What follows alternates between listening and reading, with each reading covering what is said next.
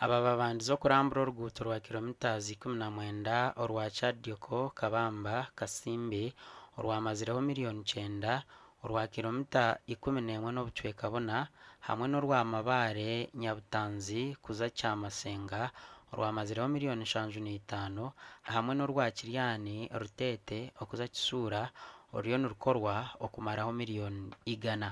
bitu no barabe barambwire berarikiriro kufeerwa empiha z'enguuto eziri kurenga miliyoni 518 banyuma ya district okukora enguuto aha speed nche ekyo ntujumirira kandi bine kubarebeka ngu bayetereza ekirungi twatwine na mukuru w'abakozi kawo kandi omukazi ogu naza kutuyamba okurebeka ngu district obundi yatamburaje na ebyo byone tugarre nyuma yabasa kuterera korugirira aha bebembezi speed eyi enguuto ziriyo nizikorwamu yabetongirwa mani district neza kufeerwa empiha ezakuba nizitereza enguuto ekikutuwerarikiriza niko kugira ngo zisente zibasa tubasa kuremwa kuzishohoza kandi obwire butusigeho tuzigarreyo zitabasa kugaruka konka twatunga okumanyisibwa na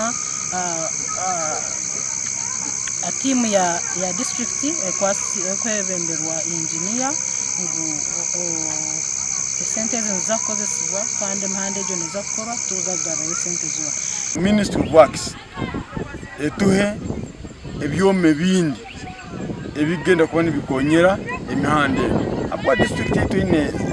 sub county za 5 na mukari tikikusoboka ngu unit yemwene malengudo zinizone.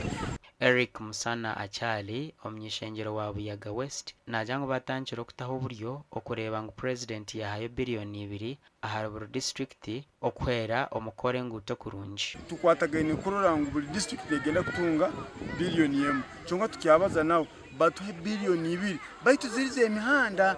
omunguto zikozwe kubi haramu Kiryani Rutete okuza Kisura kandi oruno rwa kilomitazi 22 kandi ruza kumaraho miliyoni 100 oru Akakiiko karagire engineer okurugarakamu ebigoma bayinene batera mu bishunziri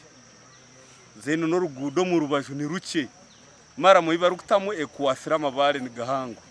District ya Kagadi neja kore nguti 12 eziri kwingana kilomitazi 105 aha sente ziri kwingana miliyoni 857 omwaka gw'ebyempiha ogw'Enkumi 2022 Enkumi 2023 gutakahwireho gasha kwa Thomas tumwebaze.